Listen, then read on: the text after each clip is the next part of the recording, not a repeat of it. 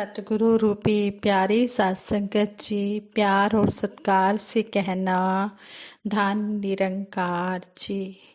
सतगुरु माता जी, निरंकारी राजपिता जी, निरंकार दातार, आप सत्संगत माँ का दासी शुक्राना करते हुए आप जी के चरणों में आशीर्वाद विचार रूप में लेने जा रहे हैं। आप जी परवान करें, अगर कोई गलती हो जाए तो क्षमा करें। साथ संगत जी, हमें सतगुरु भी हर पल समझाते हैं कि ईमानदारी सबसे अच्छी नीति है। Honesty is the best policy. इसी पर आधारित दासी एक छोटी सी स्टोरी आप जी के चरणों में शेयर करने जा रही है। आप जी परवान करें, अगर कोई गलती हो जाए तो क्षमा करें।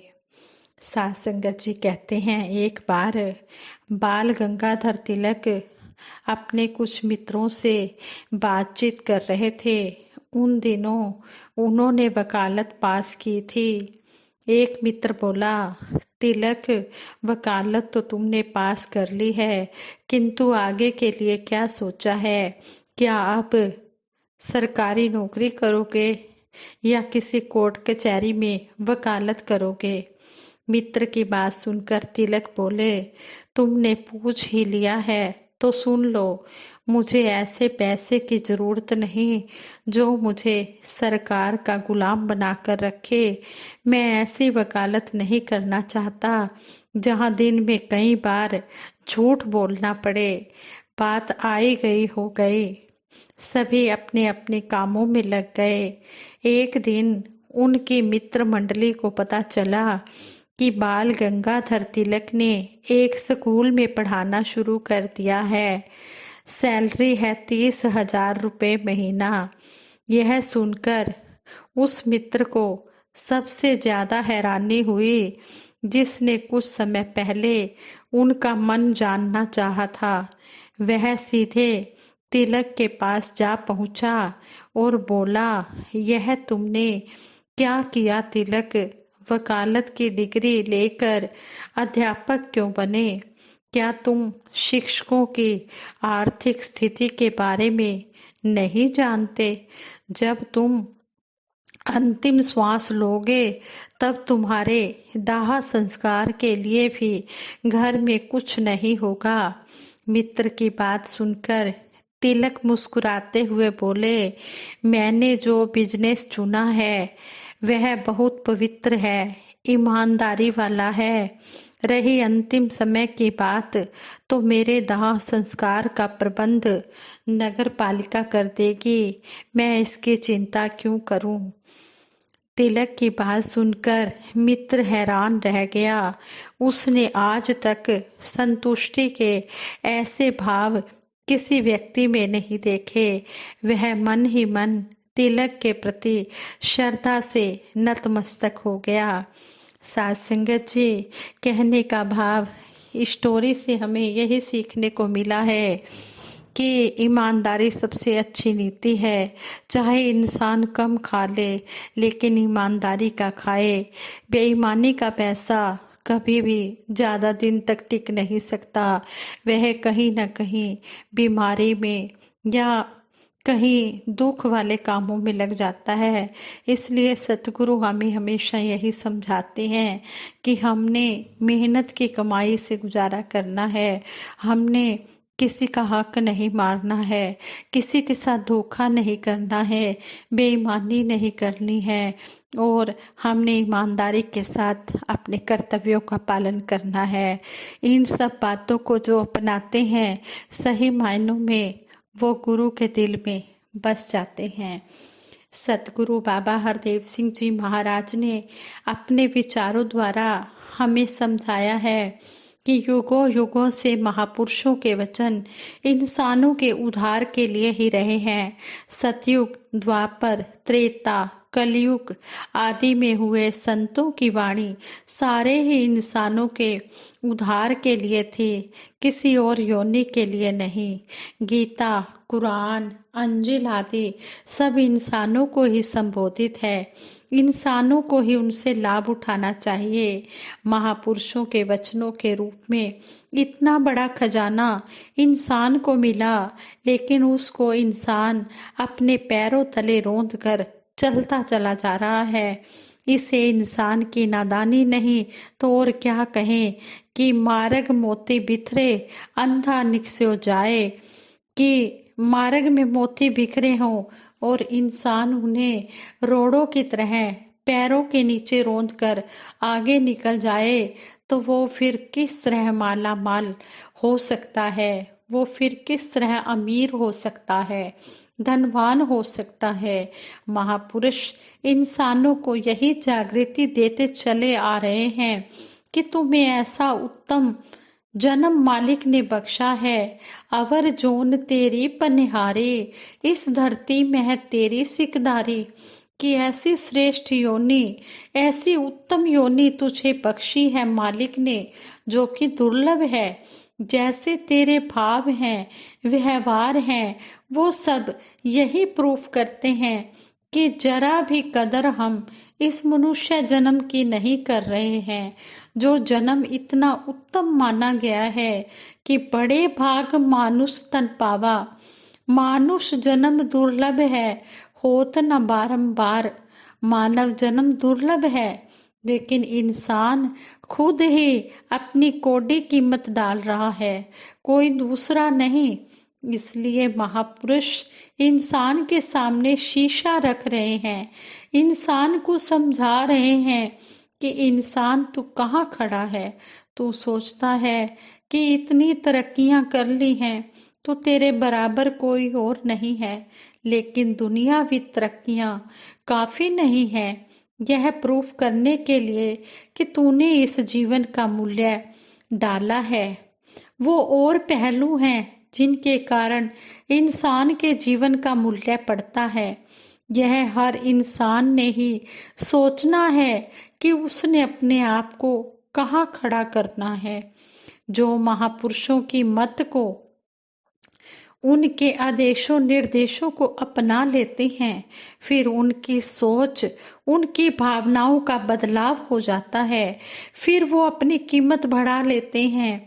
वो सही मायनों में संसार में जीवन जीने का सलीका सीख लेते हैं। ऐसा ढंग सीख लेते हैं जिसको कहा जा सकता है कि वाकई ही यह जीवन जिया जा रहा है। जीवन कौन सा कहलाता है? ऐसा ढंग महापुरुषों, संतों, भक्तों का संग करके उनकी मत को अपनाकर ही समझी जा सकती है। सतगुरु समझाते हैं, मत मन नीवा मत ऊंची, मन नीवा मत ऊंची। हम पढ़ते सुनते आ रहे हैं, ऊंची मत तो संतों की ही हुआ करती है। ऊंची मत मिलेगी तो मन निमाना हो जाएगा, नम्र भाव में आ जाएगा, विनम्रता वाले भाव से युक्त हो जाएगा, अहम के भाव, अभिमान के भाव से छुटकारा मिल जाएगा। इसलिए बाकी सारे जितने भी विकार हैं वो भी दूर होते चले जाएंगे। तो इसलिए ऊंची मत को धारण करने के लिए ही महापुरुषों ने कल्याणकारी माना है। लेकिन इधर फिर प्रमाणित होता है कि हम ऊंची मत लेने के लिए तैयार नहीं हैं। हमारे ऊपर प्रभाव जो मत डालती है वो साकत वाली, निंदकों वाली, और उस मत का अगर हम प्रभाव ग्रहण कर लेते हैं तो फिर कौन सी ऊंचाइयों को हम छुएंगे। फिर तो कहना ही पड़ेगा कि करतूत पशु की मानस जात। मनुष्य जन्म में आया है, लेकिन पशुओं से भी बदतर इसकी करतूत है, क्योंकि इसने मत ऊंची नहीं ली है। जिसने ऊंची मत दी उनकी जय जयकार बुलाने में यह पीछे नहीं है। उसमें तो बहुत बढ़ चढ़कर हम हिस्सा लेते हैं, लेकिन जो मत दी है उसको कोई अपनाने को तैयार नहीं है। अगर अपनाया गया होता तो संसार की आज दुर्दशा नहीं होनी थी। जिस वातावरण की बात हो रही है, शुद्ध वातावरण, सुखद वातावरण, चैन वाला वातावरण, सुकून वाला वातावरण, यह स्थापित हो चुका होता। अगर नहीं हुआ तो इसका सीधा मतलब है कि ऊंची मत को अपनाया नहीं गया है। महापुरुष समय समय पर इस संसार में आकर इंसान को यह एहसास कराते आए हैं कि इंसान समय रहते तू कुछ ना कुछ हासिल कर ले और इस परम पिता परमात्मा को पाले और अपने मनुष्य जन्म को सुहेला बना ले। साथ संगत जी, इंसान सही मायनों में वही होते हैं जो महापुरुषों संतों की मत अपना लेते हैं। फिर उनकी भावना, उनकी सोच नेकी वाली बन जाती है। वो हर एक का भला ही सोचते हैं, भला ही करते हैं। उनका जीवन फिर कल्याणकारी बन जाता है, अपने लिए भी और औरों के लिए भी। अपना भी उद्धार करते हैं और दूसरों का भी उद्धार करते हैं। इस मत को धारण करने के लिए महापुरुष जोर लगा रहे हैं, क्योंकि इस संसार को स्वर्ग बनाना है। राम राज्य की बातें करते हैं कि धरती को स्वर्ग बनाना है। यह नारों से आज तक ना हुआ है, ना होगा। राम राज्य तो तभी होगा अगर हमारी राम वाली भावनाएं बनेगी। हम अगर ऐसा नहीं कर सकते, कर रहे हैं, तो हमें नुकसान, तो हम नुकसान किसका कर रहे हैं? अपना ही नुकसान कर रहे हैं। अगर हम राम राज्य वाली बातें सुन रहे हैं तो हमने उनको कर्म में भी अपनाना है, तभी सुनने का फायदा है। जैसे हम सत्संग में आते हैं, हम सत्संग में आकर अगर वचनों को श्रवण करते हैं तो हमने उन पर अमल भी करना है। जब हम अमल करेंगे तभी राम राज्य वाला जीवन बनेगा, तभी राम राज्य हम स्थापित कर पाएंगे। तो इस तरह सतगुरु बार बार समझाते हैं, जिन प्रेम कियो तिन ही प्रभु पायो, प्रेम ते प्रकट होई मैं जाना। रामचरितमानस पढ़ेंगे तो उसमें भी यही प्रेम की बात मिलेगी। अगर बाइबल पढ़ेंगे तो उसमें भी यही प्रेम की बात ही मिलेगी। कोई भी धर्म ग्रंथ पढ़ ले, हर ग्रंथ हमें प्यार करना सिखाता है।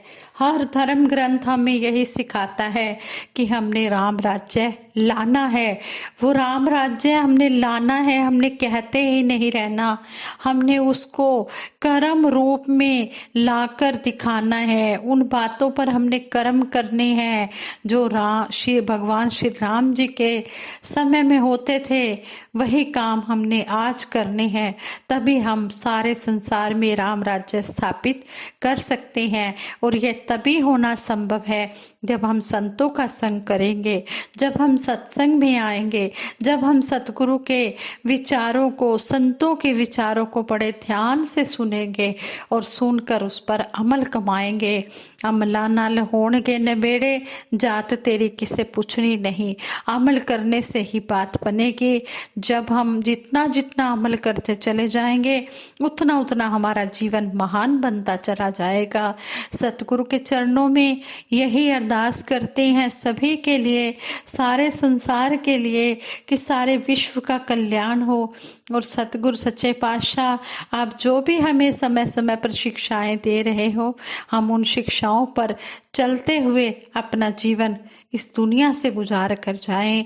हम उन बातों को अपने जीवन में अपनाएं जो आप जी हमें सिखा रहे हैं। हाँ संगत जी, वचनों से ही बात बनेगी। वचना ते तेरे दाता बंदा जो खलो गया, कख नहीं सी मूल जिदा लखा दाव हो गया। जिसने गुरु के वचनों को मान लिया है, उसके जीवन में बहारे ही बहारे हैं।